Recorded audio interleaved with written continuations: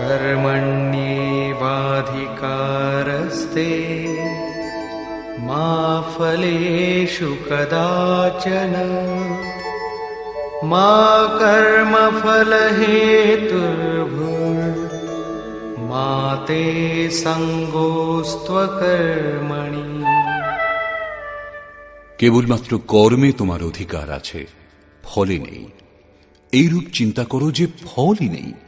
ফলে যেন কখনো তোমার আসক্তি না হয়, আবার কর্মে অশ্রদ্ধাও যেন না হয়। এখন পর্যন্ত যোগেশ্বর শ্রীকৃষ্ণ ৩৯তম শ্লোকে প্রথমবার কর্মের নাম নিয়েছেন, কিন্তু কর্ম কি তা বলেননি।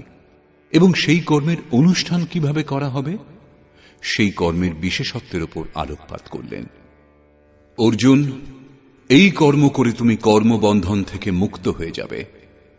অর্জুন, এতে আরম্ভের অর্থাৎ বীজের নাশ হয় না। একবার এই কর্ম আরম্ভ করে দিলে প্রকৃতির সে ক্ষমতা নেই যে একে নষ্ট করতে পারে। অর্জুন, এতে সীমিত ফলরূপ দোষও হয় না যে স্বর্গ, ঋদ্ধি ও সিদ্ধিতে ভুলিয়ে পথভ্রান্ত করে দেবে। অর্জুন, এই কর্মের অল্প অনুষ্ঠানও জন্ম মৃত্যুর ভয় থেকে উদ্ধার করে। কিন্তু এখনো স্পষ্ট করলেন না সেই কর্মটা কি এবং কি রূপে সেই কর্ম সম্পন্ন করা হবে। বর্তমান অধ্যায়ের ৪১তম শ্লোকে তিনি বলেছেন, অর্জুন, এতে নিশ্চয়াত্মক বুদ্ধি একটা, ক্রিয়াও একটাই।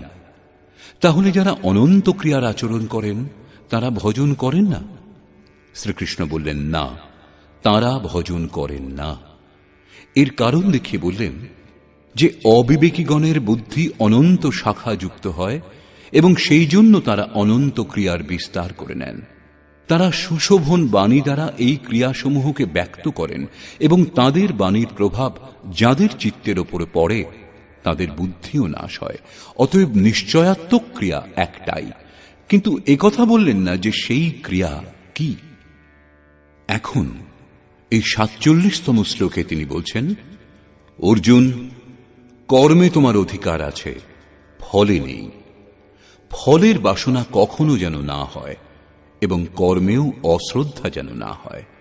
অর্থাৎ নিরন্তর করবার জন্য মগ্ন হয়ে করো, কিন্তু বললেন না কর্ম কি।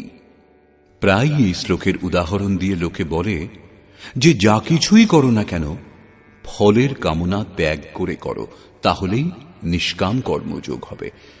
এখানে শ্রীকৃষ্ণ কর্ম কি তা না বলে কেবল কর্মের বিশেষত্বের উপর আলোকপাত করলেন, যে সেই কর্ম কি কি প্রদান করে এবং কর্ম করবার সময় কি কি সাবধানতা অবলম্বন করা হয়।